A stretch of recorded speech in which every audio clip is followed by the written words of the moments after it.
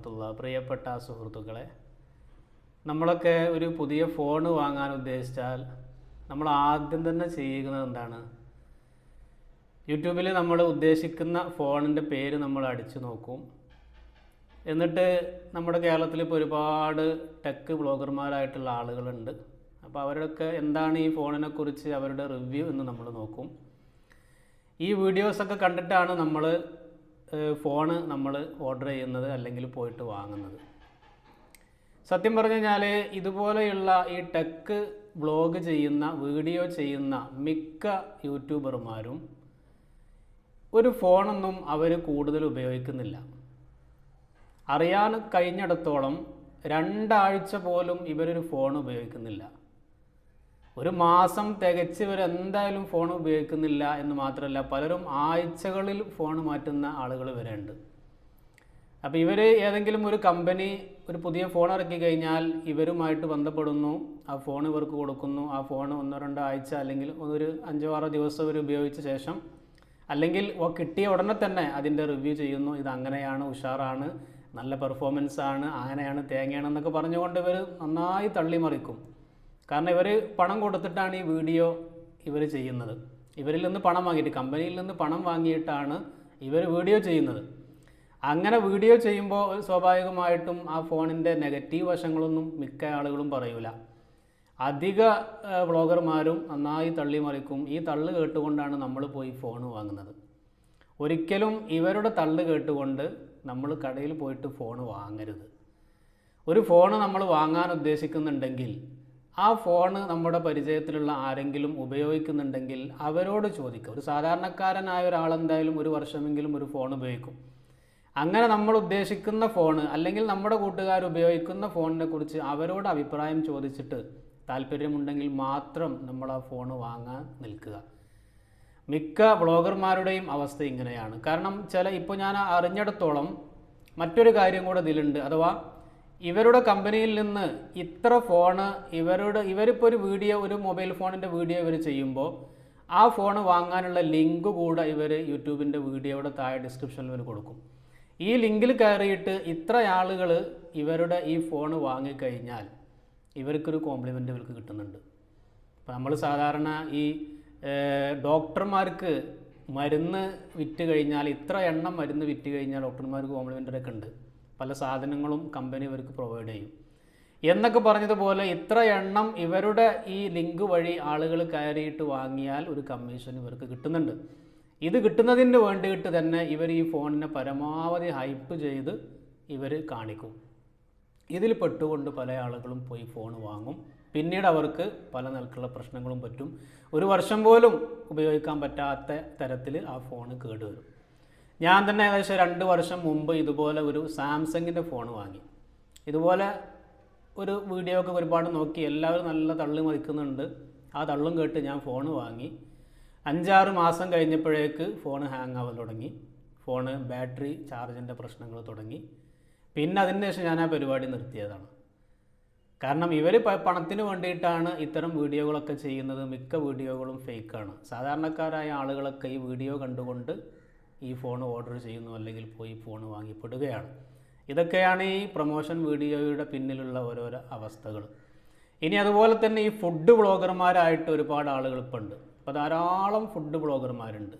വലിയ ഹോട്ടലുകളും റെസ്റ്റോറൻറ്റുകളും ഒക്കെ പോയി ഫുഡ് കഴിച്ചിട്ട് ഇവിടുത്തെ ഫുഡ് അങ്ങനെയാണ്, ഇങ്ങനെയാണ്, നല്ല ടേസ്റ്റാണ്, നല്ല ഫ്ലേവറാണ്, മറ്റേതാണ്, മറിച്ചതെന്നൊക്കെ നന്നായി തള്ളിമറിക്കും.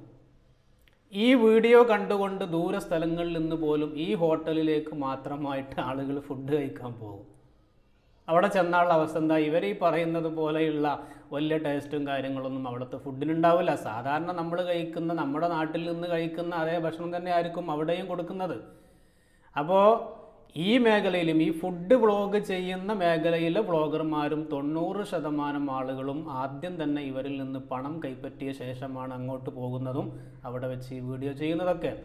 അപ്പോൾ സ്വാഭാവികമായിട്ടും ഒരാളെ ഹോട്ടലിൽ കയറിയിട്ട് അവിടെ നിന്ന് പൈസ വാങ്ങിയിട്ട് ഇവരുടെ വീഡിയോ ചെയ്യുമ്പോൾ ഇവിടുത്തെ ഭക്ഷണം മോശമാണ് എന്ന് ആരും പറയൂല. അപ്പോൾ എത്ര കണ്ട് ഇതിനെ തള്ളി ഹൈപ്പ് കൊടുക്കാൻ പറ്റുമോ അത്രത്തോളം അവിടെ നിന്നിട്ട് ഇവർ തള്ളും. ഇവിടുത്തെ ഫുഡ് അങ്ങനെയാണ്, ഭക്ഷണം എങ്ങനെയാണ്, നല്ല ഉഷാറാണ് എന്നൊക്കെ പറഞ്ഞുകൊണ്ട്. ഈ തള്ള് കേട്ടുകൊണ്ട് ഞാനൊരിക്കൽ പെരിന്തൽമണ്ണയിൽ ഒരു ഹോട്ടലിൽ പോയി. നിങ്ങൾക്കൊക്കെ അറിയാവുന്ന ഒരു ഹോട്ടലാണ്. ഒരുപാട് സോഷ്യൽ മീഡിയയിലൊക്കെ ആ ഹോട്ടൽ ഭയങ്കര ഫേമസ് ആണ്. ഒരു സാധാരണക്കാരനായ ആളുടെ ഒരു ഹോട്ടലാണ്.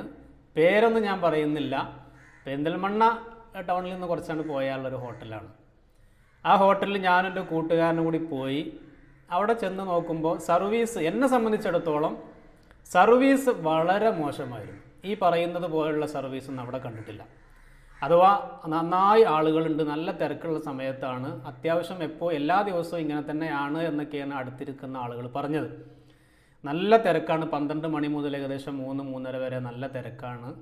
ഈ തിരക്കിൻ്റെ ഒരു സമയത്ത് 1 മണി 1:30 മണി സമയത്താണ് ഞങ്ങൾ ചെന്നത്. ആ സമയത്ത് ഇരിക്കാൻ സീറ്റൊക്കെ കിട്ടി, പക്ഷേ സർവീസ് വളരെ മോശമാണ്. നമുക്ക് ഭക്ഷണം കൊണ്ടുവന്ന് വെച്ച് കഴിഞ്ഞാൽ പിന്നെ ആ പരിസരത്തേക്ക് ഒരാളും നമുക്ക് വരുന്നില്ല. കുറച്ച് വെള്ളമോ അല്ലെങ്കിൽ എന്തെങ്കിലും ആവശ്യമുണ്ടെന്നുണ്ടെങ്കിൽ അതിന് പോലും ഒരാളും വരുന്നില്ല.